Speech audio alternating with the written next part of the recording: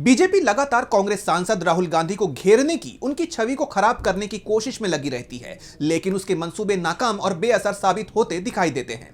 इसी सिलसिले में राहुल गांधी की दोहरी नागरिकता वाले मामले में अदालत ने केंद्रीय गृह मंत्रालय को लेकर कड़ा रुख अपनाया है। अदालत ने मंत्रालय से इस दावे को लेकर पुख्ता सबूत और जवाब मांगे हैं, जिससे उसकी टेंशन बढ़ी हुई है। तो कैसे राहुल गांधी को घेरने की कोशिश में खुद ही घिर गई है बीजेपी, जानेंगे इस रिपोर्ट में। कांग्रेस सांसद राहुल गांधी की नागरिकता को लेकर सालों पुराना विवाद एक बार फिर सुर्खियों में है।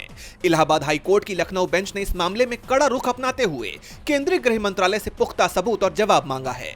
जस्टिस राजीव सिंह की सिंगल बेंच ने केंद्र सरकार को इस मामले में पक्षकार बनाने और 6 अप्रैल तक विस्तृत हलफनामा दाखिल करने का आदेश दिया है।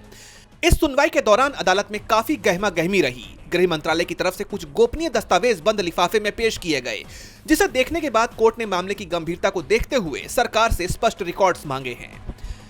दरअसल इस पूरे विवाद के केंद्र में कर्नाटक के बीजेपी कार्यकर्ता एस विघ्नेश शिशिर हैं। उनका दावा है कि राहुल गांधी के पास ब्रिटेन की दोहरी नागरिकता है, जो कि भारतीय कानून के तहत अवैध है।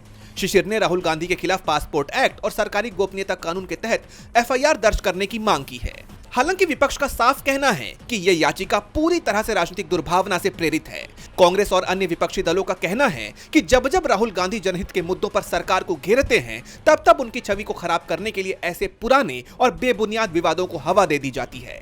देखा जाए तो यह पहली बार नहीं है जब राहुल गांधी की पात्रता या पहचान पर सवाल उठाए गए हों। इससे पहले भी उनकी सदस्यता रद्द करने से लेकर विदेशी दौरों तक बीजेपी ने उन्हें घेरने की तमाम कोशिशें की हैं। लेकिन कानूनी मोर्चों पर अक्सर ये कोशिशें बेअसर और नाकाम साबित हुई।